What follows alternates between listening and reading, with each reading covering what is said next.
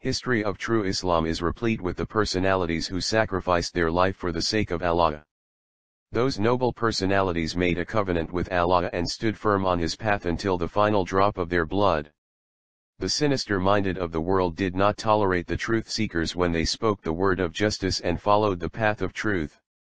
Many prisons are occupied by such who are treading the right path, and many swords are stained with the blood of those whose throat had been cut because of supporting the truth and opposing the evil. Historical personalities such as the great prophets, the Messenger of Allah, Muhammad Sallallahu in particular, and his Ahlul Bayt as struggled and sacrificed on the same path. Perhaps the most oppressed was Imam Hussein, as who took a stand against Yazid law of his time and was beheaded and trampled by horses on the day of Ashura. His holy head was raised on a spear while his body remained unburied in the desert for 3 days. Furthermore, his holy family was taken as captives. Amongst those who discovered the truth and followed the path of piety was Shaheed Sheikh Hasan Shahata. He was born as a Hanafi Muslim in a Sunni family, however his parents were lovers of Quran and Ahlul Bayt as. He recalls that he was exposed to the Quran before his birth, as his father started teaching him Quran while he was in the womb of his mother.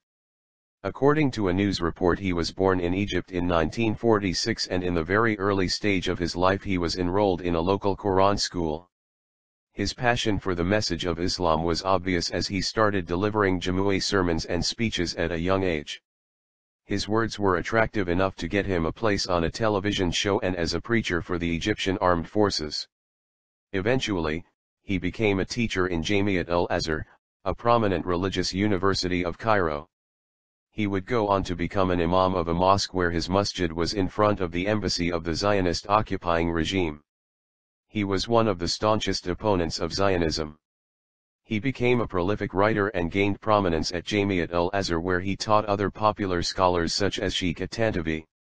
Although he was a Sunni scholar, his stand towards the Ahlul Bayt as was notable from the outset. He frequently challenged his colleagues and students in their views and used to say that the Holy Prophet Sallallahu, Amir al-Mu'minin as, Fatima uz-Zahra as, Imam Hassan as and Imam Hussein as are from one and the same tree. He converted to Shia Islam after an incident that he narrates from his dream. He said that he saw the Holy Prophet Sallallahu and Amir al-Mu'minin as on a mountain. The Holy Prophet Sallallahu instructed Imam Ali as to complete an important task, and he gestured towards me to follow Amir al-Mu'minin as. I dutifully followed his instructions but could only see the luminous neck of Amir al-Mu'minin as. Both of us crossed mountains and valleys, and on occasion when I was about to slip, Amir al-Mu'minin as used to offer me his hand and prevent a fall.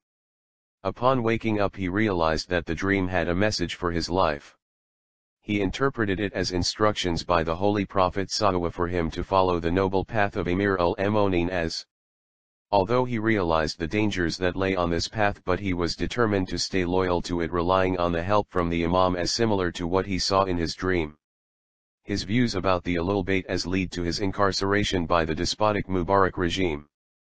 He was released with several restrictions, including a ban on travel abroad, not permitted to lead Jamaat prayers or to give any interviews on air or talk shows.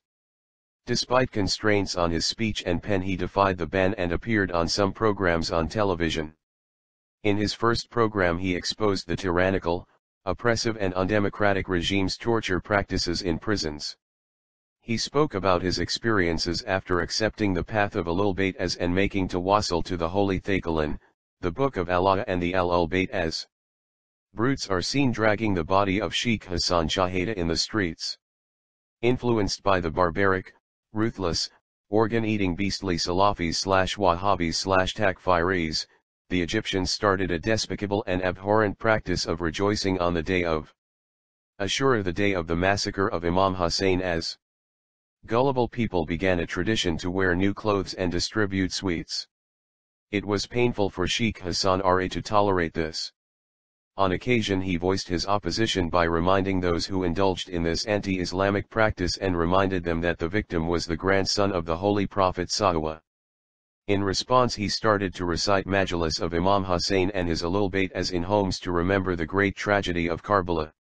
Later he recited Majlis in close proximity to the Maqam of Imam Hussein as in Egypt known as Masjid al-Imam Hussein as.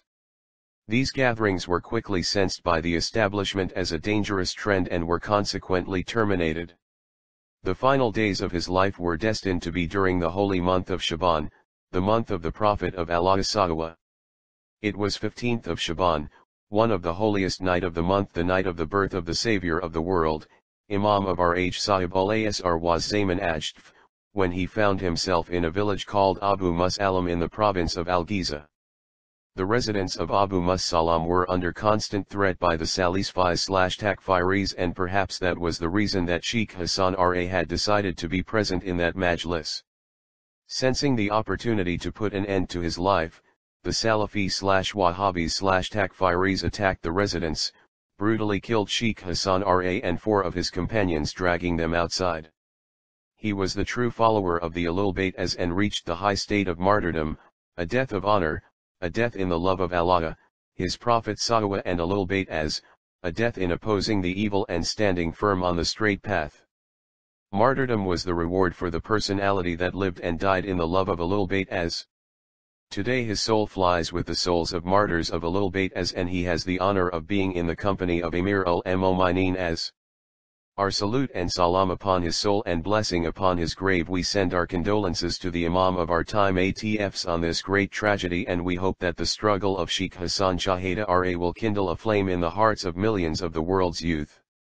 The revolutionary nation of Egypt will avenge his innocent blood, inshallah. His blood will open the eyes of millions of Egyptians, and generations will become followers of his path, which is the path of Ahlul Bayt. As Amir al-Mu'minin states, a government can survive with kufr but cannot survive with the zulm oppression. We urge all Muslim scholars, and specially the scholars of Egypt's Al-Azhar University, to raise their voices against this oppression and provide protection to the followers of Ahlul Bayt in that country. We demand that all human rights organizations should rightfully condemn this oppression and call upon the Egyptian government to punish the criminal hands involved in this tragedy.